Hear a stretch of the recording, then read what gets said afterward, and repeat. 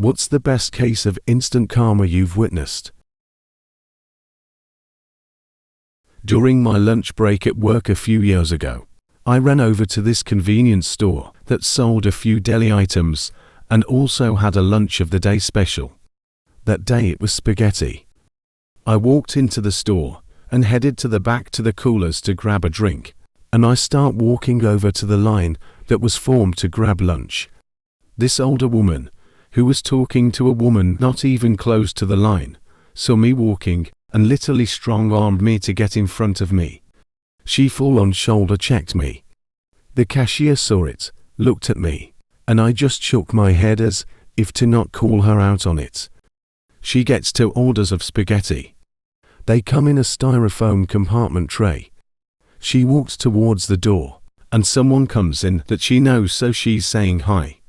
I pay for my food and I'm out the door. As I'm walking to my truck, I hear a loud, oof.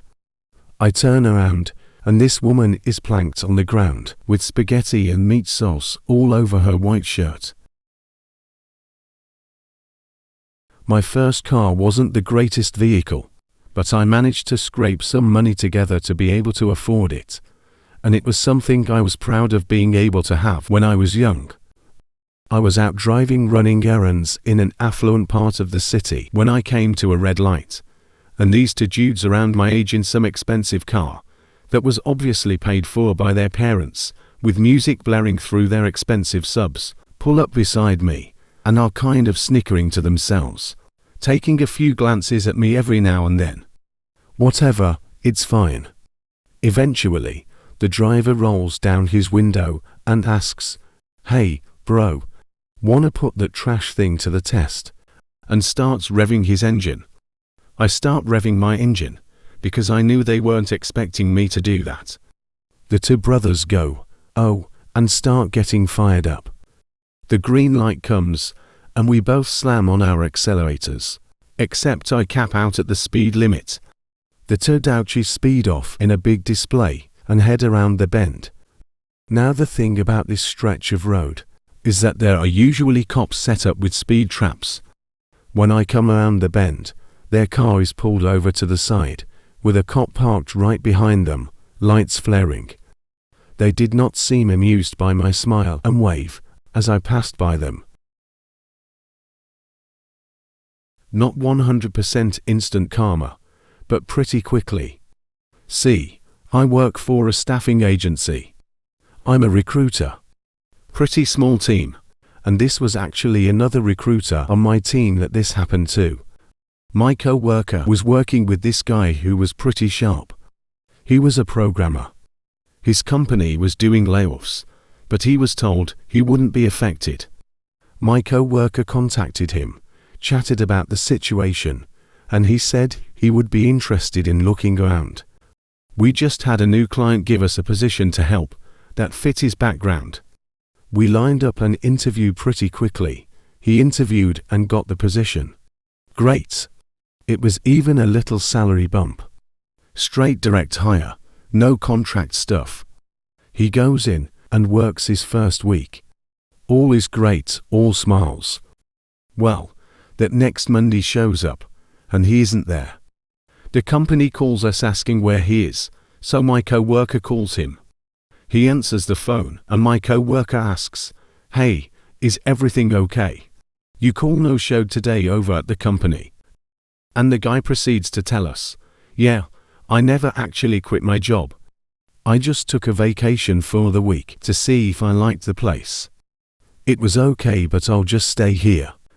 My co-worker responds, "Man, is there anything I can do?"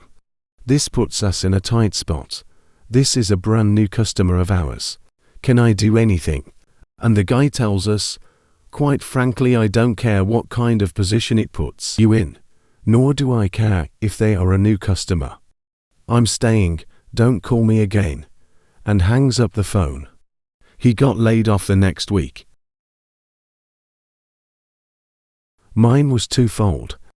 The company I work for requires you to pass a series of tests to be considered for employment. The first test is general knowledge, just to weed out people who aren't that bright. I took my tests with 30 other people that day, and 20 of them failed this test. 10 left. The second test was General Knowledge Part 2, and a further 7 people failed that test, leaving just 3 people left. The tests take a total of 8 hours, and there are breaks in between. We were not allowed to leave the building during testing. If we had to leave, then we would have to reschedule the tests for another day. I think this is because of fear of someone stealing a test booklet and finding the answers and different versions of the test given on different days. I and the other 2 guys were stuck there together for the rest of the day, so we got to talking in between tests. One guy was older, maybe in his mid-50s or early 60s, and was bragging about how easy the tests were and couldn't believe 27 people failed. The other dude was my age at the time, pretty young for the job we were applying for. He was nervous and seemed happy he made it through the first 2 tests. As I studied for the tests, there was one that I wasn't sure about. I knew I would have a hard time with that one, and when they put out the docket for tests, I saw the hard one would be the last one on the list. My plan was to pass 4 of the tests and reschedule the 5th to give me more time to study. All 3 of us passed the 3rd test, and I had to listen to the old man gloat about how easy it was, when the young guy and myself lamented it was harder than we thought. The young said he knew all the math parts, but the theory and hardware parts would be the most difficult for him. I said the math would be hard for me, but I was confident with the hardware stuff. I was bluffing, of course. I studied using old Navy manuals that didn't have anything about newer hardware, so I was ignorant of that stuff. I too was strong in the math part, because I found out we would be able to use calculators, and my father-in-law gifted me his best up old scientific calculator. The old man called us both stupid if we thought that was hard, and was in for a shock if we actually got the job. I sit down for test number 4, thinking it was the math test according to the docket. But when I opened her book, I found out it wasn't. It was the hardware test. I raised my hand and asked to reschedule because of the mix-up, and she said that was impossible after I opened the booklet. I freaked out. My whole life was riding on this test. I moved here for the job, and if I didn't get it, I wouldn't be able to afford an apartment. I calmed myself and just tried to answer using context clues and deductive reasoning. After the test, I asked the young guy how he did, and he said he was sure he failed it. I said me too. This launched the old man into a tirade about how he has worked in this industry for 25 years, and if I thought the tests were hard now, then I was going to never make it in real life. This went in for 20 minutes. About how my generation was weak and stupid, and he feared for the future. He said he knew that test like the back of his hand. As you can probably guess, the old man failed, and I and the young guy passed. He didn't say a word, and just got up and walked out. I didn't say a word either. I just smiled as he left. Now I told you this instant karma was twofold. After the old man left, the other young guy went laughing and making fun of him, talking about how we got this since we had our calculators, and he was talking about how he hoped we worked together, and how cool of a story it would be. He went to the payphone, called his girlfriend and told her it was in that he was going to pass, and that she can start looking for a new house and everything. He had his calculator out playing with it, while we waited for the last test. I looked at it for a minute, and something hit me. This calculator didn't have scientific functions on it at all. He assumed since it was so fancy it did, but it didn't. I told him this, and he went white. "What do you mean?" he said. So I showed him in my old beat-up calculator how I do number conversions, and he didn't have the buttons to do it, now being the over-preparing dude I am. I learned how to do it on paper, and the event we couldn't use calculators. He was not so studious. So I tried to give him a crash course on how to do it on paper, and write out number lines and all that. He wasn't getting it. I said maybe he should ask to reschedule and get another calculator. He suggested I give him mine since I know how to do it on paper. Man, you are cool and all, but I just met you. I'm not good at math, and this is the rest of my life we are talking about. I'm sorry, I need mine. He refused to reschedule, saying he got this far and would be fine. He failed. But the 4 tests he passed qualified him for another job that paid almost the same, but it was not as good as the one we were going for. I got the job and have been here for 19 years now. That day taught me to always be humble and never count your chickens. On the first day of school, starting first grade, I was wearing my uniform for the first time. Everything fitted me, except my shoes, which were bigger than they should have. My mom was going to change them later that day, but I had to survive my first day without any incident. All was good until the break, when I decided it would be an excellent idea to play soccer for a while. Of course, it happened. My shoe flew all the way across the yard and fell hard on somebody's head. I was mortified, but luckily nobody else seemed to be paying much attention to it. Until a kid pointed at me and started laughing as loud as he could, screaming for everybody to see what had happened. Now people were staring, and I was about to start crying. But not even 5 seconds go by when another kid runs straight into the laughing kid, making him fall to the floor, on top of his really dark chocolate milk.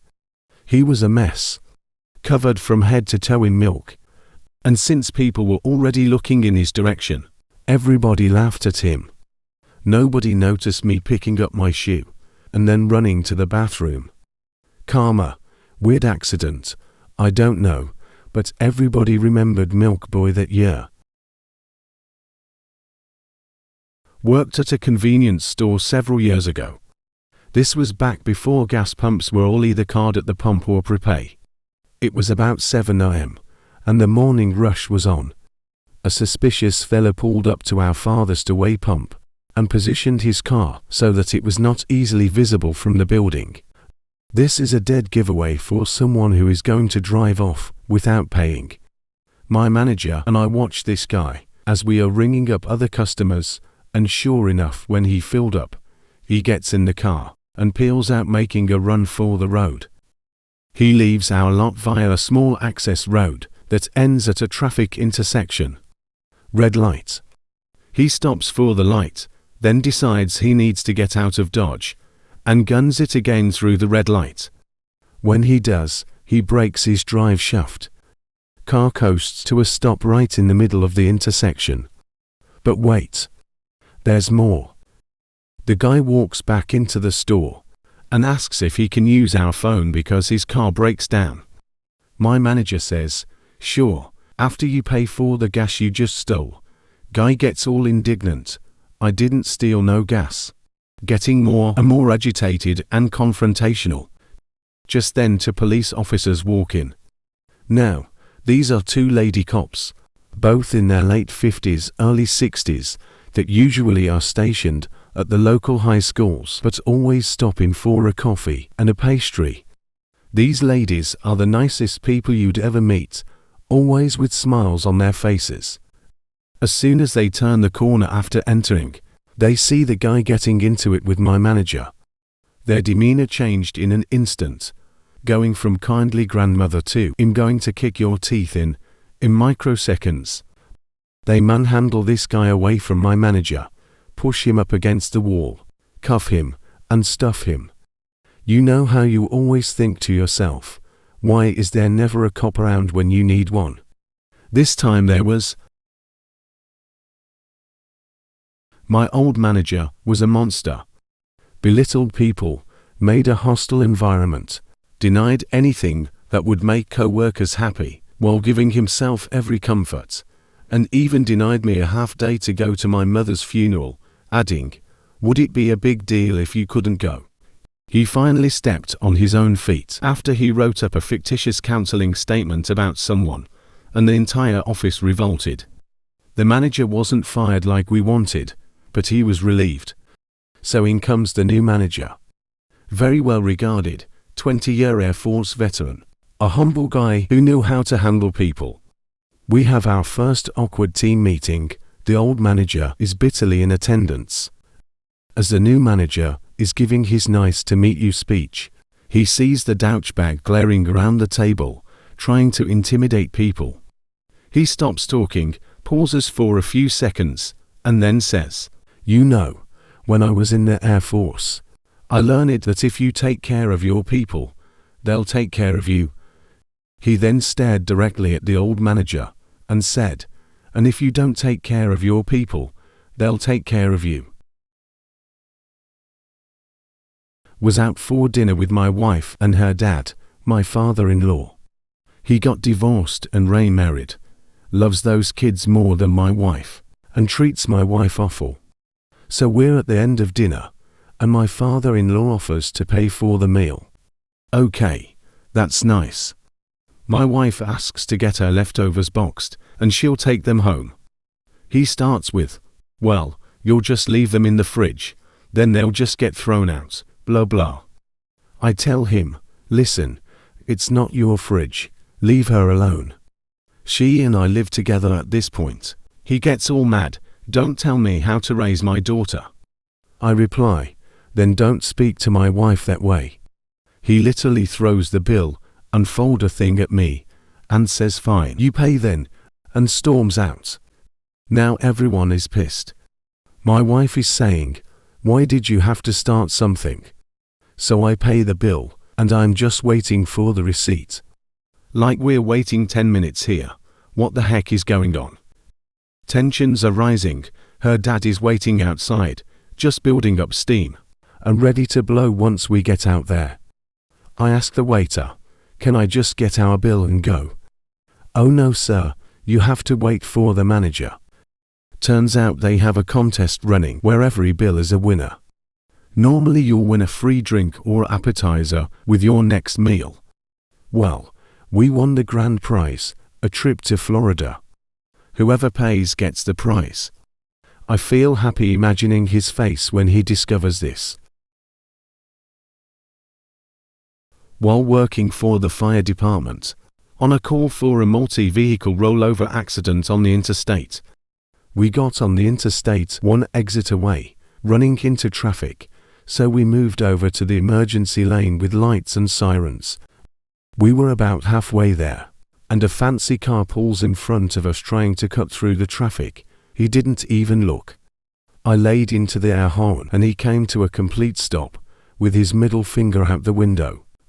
I'd had a lot of people do stupid things when seeing lights coming at them, but this guy was being an ass for the sake of being an ass. He got out of his car and started screaming at us. Meanwhile, he was blocking the only fire engine and to ambulances available. People were really hurt half a mile away, and he was making his stand, because we honked our air horn at him for blocking us. I looked out at my mirror to see a highway patrolman running between lanes towards us. He was pissed. Fancy car boy was immediately arrested. His pretty car got pushed out of the way into a ditch, and he went to jail. The people in the accident were hurt badly, and 2 cars had to be cut open to get people extricated from bent metal. It was frustrating. I'm from San Diego, and during the summer, you have to claim bonfire pits on the beach really early in the morning if you want it for that night. So my friends and I got to the beach at 8 a.m. and stayed there, so we can get a bonfire going into the night. Just before sundown, this one couple asked if they could share the bonfire with us, and since our group wasn't too big, we decided to share it with them. However, that couple proceeded to bring a group of like 15 others, and they literally surrounded the pit and pushed us out. We were pissed, but we were so tired from being at the beach all day, so we decided to head out. Little did we know, that night had an extremely high tide warning, and when we moved all of our stuff over the wall that divided the beach walk with the beach, a huge wave came in and washed out that whole group surrounded by our bonfire. The wave flipped over their table of food, took a handful of sandals back into the ocean, and destroyed all their stuff. The best part was this one girl trying to jump the wall to save herself, but she didn't jump high enough, and ended up falling right back into the waters. A few years ago now, there were terrible gales of wind in my town. Like they would be pushing you down the street at times. At the place I worked, there seemed to be a funnel effect due to the size of the building and narrow streets, which made the wind even stronger, to the point you could almost lean backward as you walked, which you had to do to stop yourself from being pushed forward. Well, one time, I came out of work, walked down the road in the strong winds to the corner, and the wind picked up something crazy, and practically fired me out around the corner. Unbeknownst to me, there was an old woman coming the other way, who saw me just randomly fly out from around the corner, and looked at me like I was a prize idiot just messing around. "Young man, don't act like that," she mumbled and walked past me. I looked back to see her reach this corner, where the wind was still blowing strong, and it sent her flying out into the road.